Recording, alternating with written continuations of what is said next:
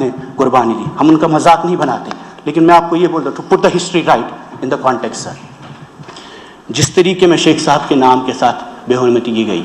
وہ ہر اس کے بے حرمتی ہر شخص کے ساتھ جس نے ہندوستان کا جھنڈا بالادست کیا جموں کشمیر میں. جب تک آپ 13 جولائی کے مسلمان جو شہید ہوئے جموں کشمیر میں, آپ ان کی اعزاز میں سرکاری چھٹی کو بحال نہیں کریں گے, بی جے پی کوئی انصاف نہیں کر سکتی ہے, چاہے وہ شیخ صاحب کا دن ہو یا 13 جولائی یوم الشہداء جسے کہتے ہیں. وہ قربانیاں جمہوریت کے لیے تھی, وہ قربانیاں ہندوستان کے لیے تھی, اور وہ قربانیوں کا نتیجہ ہے کہ آج آپ کو اور ہمیں یہ جمہوریت, یہ فلور ملتا ہے. میں عمر صاحب سے بھی یہ ریکویسٹ کرتا ہوں, آپ سبھی سے, خاص کر آپ سے سر, کہ یہ دونوں چھٹیاں, چاہے وہ شیخ صاحب کی چھٹی ہو یا 13 جولائی یوم شہادت جسے کہتے ہیں,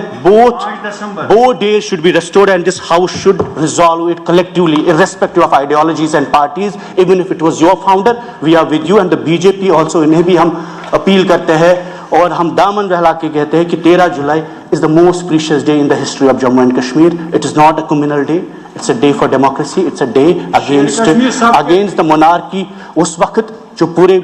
شخصی راج پورے ملک میں ختم کیا گیا, وہ ان شہادتوں سے وہ ڈیموکریسی آئی, چاہے کہ وہ مسلمان تھے, وہ کشمیر کے مسلمان تھے, لیکن اس کا غرض یہ تھا کہ 13 جولائی کی وجہ سے political awakening Jammu and Kashmir میں ایک شخصی راج کے خلاف, وہ مہاراجہ جموں کا تھا, ڈوگرا تھا, ہندو تھا, لیکن اس کا غرض مقصد یہ تھا کہ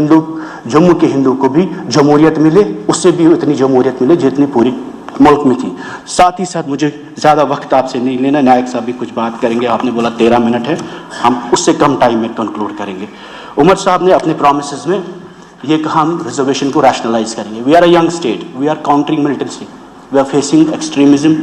وی are facing drugs, depression, massive challenges. اگر میریٹوریس بچہ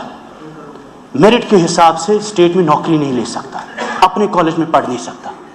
زمین بیچ کر اس کا باپ اس کو بنگلور اور مہاراشٹرا بیچتا ہے, تو یہ میریٹوریس بچہ کرے گا کیا؟ اگر ریزرویشن ریشنلائزیشن سب سے امپورٹنٹ ایشو ہے, میں نہیں بولتا ہم ریزرویشن خدا نہ خواستہ اکنامک ویکر سیکشنز ہیں, پہاڑی بھائی ہمارے, گجر بھائی, کسی ہوئی ایس سی بھائی, سب کا حق ہے, لیکن reservation as per the population جو پورے ملک میں میٹرکس ہے, پورے دنیا میں میٹرکس ہے کہ پرو ریٹا ریزرویشن ہونی چاہیے, جتنی آبادی اتنا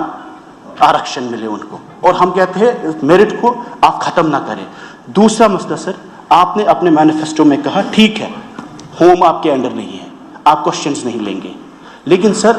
دس house has to enable people the dialogue. اگر بیٹر سٹیزنشپ کا مقصد ہے یہ document, better governance, then can there be governance at the cost of justice, denial of justice, delay of justice. اگر آپ کے لوگ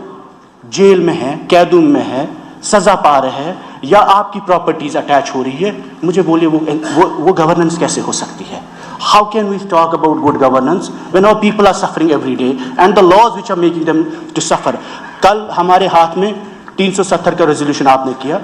ٹھیک ہے ہمارے ہاؤس کے اختیار میں نہیں تھا, بٹ آپ نے کیا, اسٹیٹ ہوڈ پہ آپ نے ریزولوشن کیا, حکومت کے اختیار میں نہیں تھا, آپ نے کیا. اسی طریقے میں پولیٹیکل پرزنرز پہ ریزولوشن ہونا چاہیے. All prisoners should be brought back in Jammu and Kashmir sir, all prisoners, چاہے وہ جتنے ہیں, ہم نے بولتے آزاد کریے,